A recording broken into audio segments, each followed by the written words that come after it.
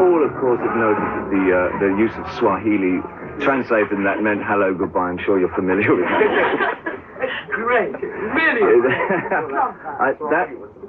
But the Swahili, that sort of came together because in Kenya, especially in Mombasa, in many of the bars there, you find these old, a lot of them German, ex-pilots who sort of hang out in the bars, and they're still wearing sort of most of their pilot gear.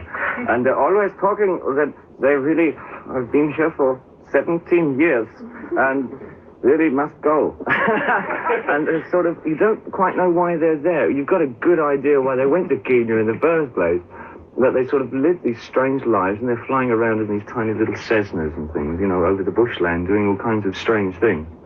And they're very mysterious characters, permanently plastered, and always talking about when they're going to leave and go back to Germany. And they're sort of, that was sort of how it sort of came about, wondering exactly what they are and what they're doing there, what is their profession, what exactly, and who do they fly around? Because they're not, they don't belong to any tourist agencies or anything.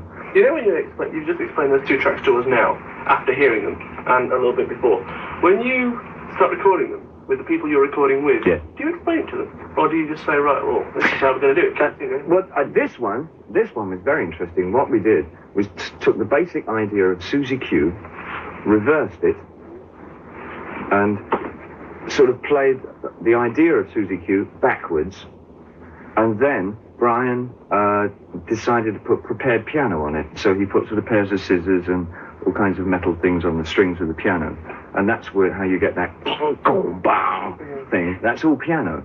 All of that's piano, but sort of prepared. And then we took out the main band, so you just had the piano left.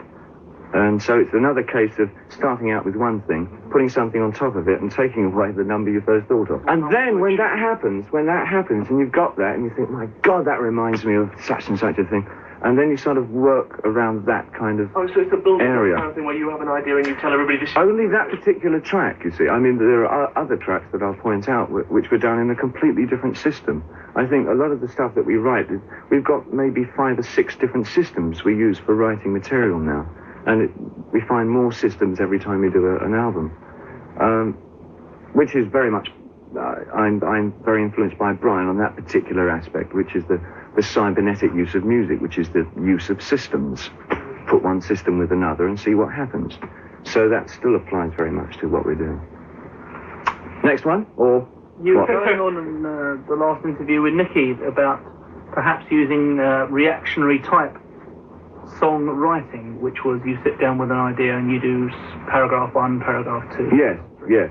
Have you done that with this? That came out with this one, yeah. But that actually, that was used on, somebody mentioned Sweet Thing earlier on from Diamond Dogs. That was used on that as well. It goes back that far.